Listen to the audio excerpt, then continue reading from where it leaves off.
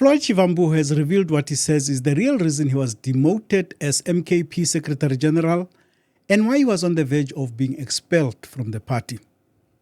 Despite publicly agreeing to the reasons forwarded at the time, Shivambu now says conspiracy theories and superstitious beliefs were among the real reasons the party leadership advanced behind the scenes for his removal.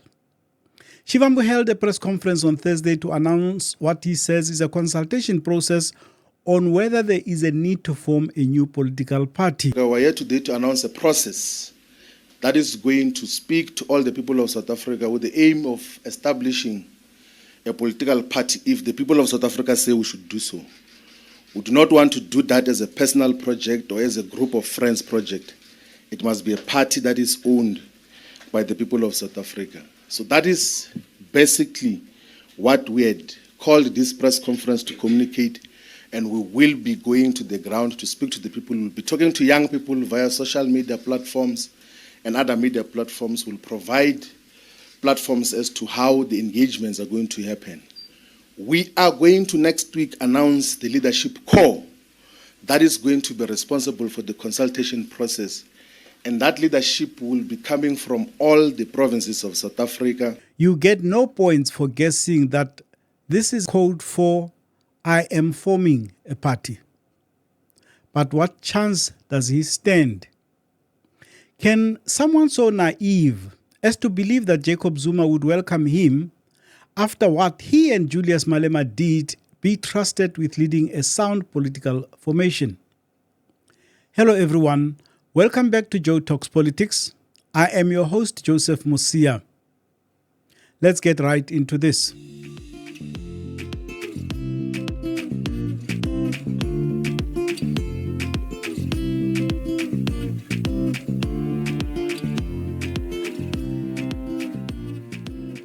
Floyd was delusional to think that he had some kind of future in the Umkhonto weSizwe party. And today he is once again in the political wilderness. Here, he gives what he says are the real reasons party insiders wanted him gone.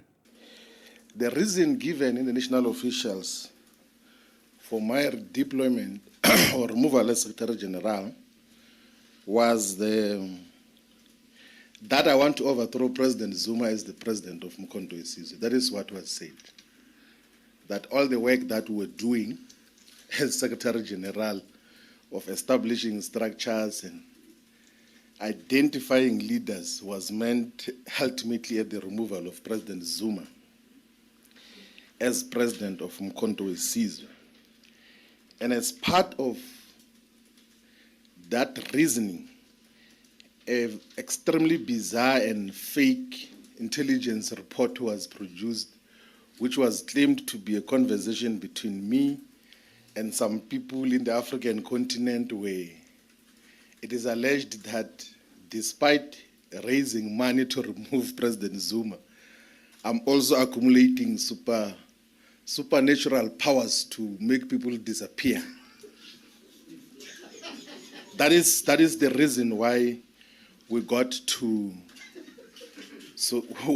to deal with superstitious issues as the basis of what happens, that there's apparently a head which I was going to be given to give to someone, and some people were going to die so that I can become president of Umkhonto weSizwe. That was the intelligence report which were rejected with contempt and said that that is absolute rubbish. Jacob Zuma fancies himself as some kind of master strategist. He truly believes that he is some kind of chess player. Most importantly, Jacob Zuma believes he's an intelligence boffin. This comes from his days as an ANC spook. We all know how brilliant that outfit was. What he is a rumor monger and conspiracy theorist. Most importantly though, Jacob Zuma holds a grudge. He has never forgiven Floyd for his exploits in the EFF. While Floyd seeks to project a conciliatory attitude towards Zuma, I've got tremendous respect for President Zuma. I think that in the few close working relationship that we've got to maintain and work with now, I think I've learned more in the 6 months than I learned in the 10 years I was deputy president of Mkhonto weSizwe, of the EFF. I learned more as a member of Mkhonto weSizwe than I learned as a deputy president of the EFF. In terms of real politics and appreciation of both the domestic and the global politics much more thoroughly in terms of the issues. And under no circumstances would I ever fault President Zuma and his politics. Zuma was out this week telling him what he thought of him. If you look seriously, you'll realize that if we have one of us, ophume eceleni, asimnengi. Let me just tell you, abantu sebeke baba o Secretary General kule sebe u7 manje. Ngoba sidlali. Noma ngabe uzazi ukuthi umkhulu uyathandwa, uyikho konke, we don't care. We talk about our party. Laba bala kule party abathi mabebona umuntu engasebenzi sikhuluma lesazi ukuthi kwenze njani noma eneyinkinga noma onile ebese sithi awusuke akekho umuntu odala ukuthi uyohlala esikhundleni kuyozangena ezulwini ayikho lonto akuyona indaba yakho if you don't know ozubuza ukuthi kwenze njani. But it seems he has learned from his proximity to Zuma over the past 6 months or so. Here he is replying to a question on whether he has resigned from MKP. I have not resigned from Mkhonto weSizwe, and I will never resign from Mkhonto weSizwe.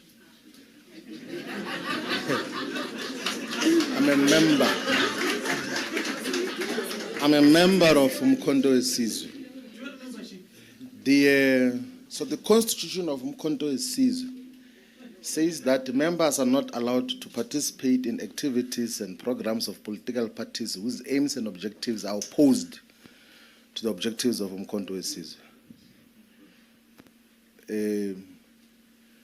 If Mkhonto weSizwe believes that going to listen to the people violates the constitution, it will tell me that listening to the people is a violation of the constitution. I will not resign. I said I will never resign from Mkhonto weSizwe. And I still stick by the decision and the communication that I made that it was the best decision ever to join Mkhonto weSizwe. He also revealed how difficult it was for him trying to maintain discipline in the organization. Now all the issues and concerns that I heard about MK, I raised internally. Even against all odds, if there's an opportunity to raise an issue about wrongdoing, I would speak and clearly speak against the untouchables there. People who take drugs and tweet at night and insult us. And we'll confront them and say, what is this about? There was a lot of speculation that Floyd and his erstwhile friend Julius would smoke the peace pipe and get back together. Shivambu has completely dismissed that possibility. A substantial number of those say that don't ever try to join the ANC, and I fully agree with them. That will never join the ANC. It's directionless. It doesn't know what it's doing. It's in collaboration with the white system now. And there are those who say don't ever join or rejoin the economic freedom fighters because it's a cult. And I agree with them. There is no space for sound ideological reasoning, and there's no self-respecting person who can join both the ANC and the EFF.